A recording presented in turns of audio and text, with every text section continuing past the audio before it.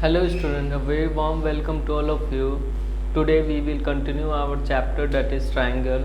In the previous video we have studied about the Thales theorem, है ना?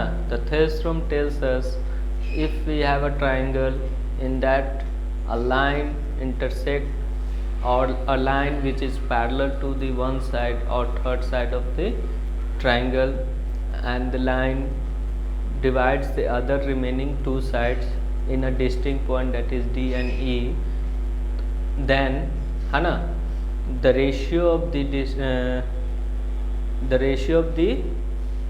distinct point will be equal.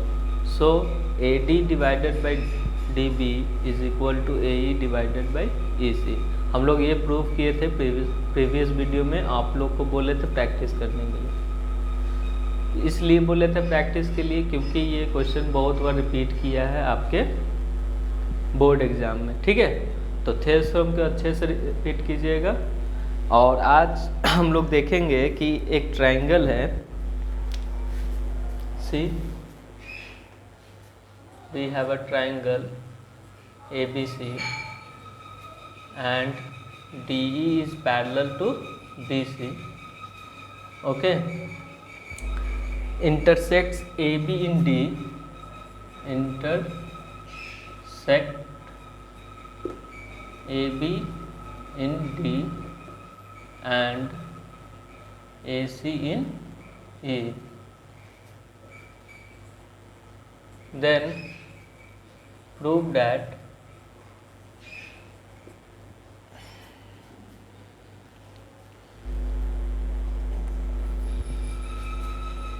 AB divided by DB will be equal to AC divided by EC, and the second one, this one is the first, and the second one is AD divided by AB is equal to AE divided by AC, ठीक। See, we have basic proportionality theorem, that is Thales theorem, है ना। In Thales theorem we know that line which is parallel to one side of a triangle, then we can write the ratios आपस में equal होगा। तो एक triangle हम लोग ले लेंगे ABC, और AB को इंटरसेक्ट कर रही है D पॉइंट पे और AC को इंटरसेक्ट कर रही है E पॉइंट, और ये एक लाइन जो कि पैरेलल है किसके, BC के। तो थेल्स थ्योरम से हम क्या लिख सकते हैं, फ्रॉम BPT बोलते हैं इसको, basic proportionality theorem, we have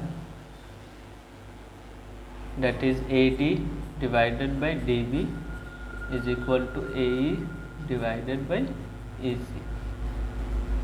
As we know that हम लोग को प्रूफ में देखिए ऊपर क्या है, AB है, AC, तो AD में अगर हम DB जोड़ दें तो AB मिल जाएगा, AE में हम EC जोड़ दें तो हमको AC मिल जाएगा। तो ये कब ऐड होगा, जब 1 ऐड करेंगे दोनों side, +1 AE divided by EC +1, तो 1 ऐड करने पे हमको AD प्लस DB मिलता है, डिवाइडेड बाई DB है, is equal to AE plus EC होता है डिवाइडेड बाई EC। तो ये हमारा हो गया AB divided by DB is equal to AC divided by EC, ठीक है। तो फर्स्ट हम लोग प्रूव कर लिए। सेकेंड में आते हैं, तो सेकेंड में भी same, from BPT we have, क्या है, सेकेंड में हमको देखो AD ऊपर है ना, और AB नीचे, AE ऊपर है और AC नीचे, तो उस कंडीशन में हम लोग ये तो लिख सकते हैं, ठीक। तो हम क्या करते हैं, इसको पलट देते हैं, मतलब DB डिवाइडेड बाई AD लिख सकते हैं, है ना, is equal to AE divided by EC लिख सकते हैं। 1 ऐड कर दो दोनों में, 1 plus D B divided by A D, है ना, is equal to A E divided by E C में भी हम क्या कर रहे हैं, 1 ऐड कर रहे हैं। तो देखो क्या होता है, A D plus D B divided by A D is equal to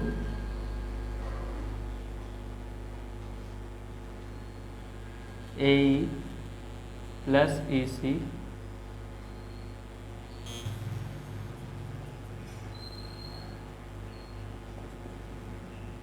देखो यहाँ पे भी पलटेंगे, ठीक है, तो क्या हो जाएगा हमारा E C plus A E divided by A E. So we have A B ऊपर हो गया, नीचे ए डी हो गया, is equal to A C divided by A E. और हमको देखो कि फिर से पलटेंगे तो हमारा ए ई और ई सी, ए ई और ई सी, ए सी हो जाएगा, ठीक।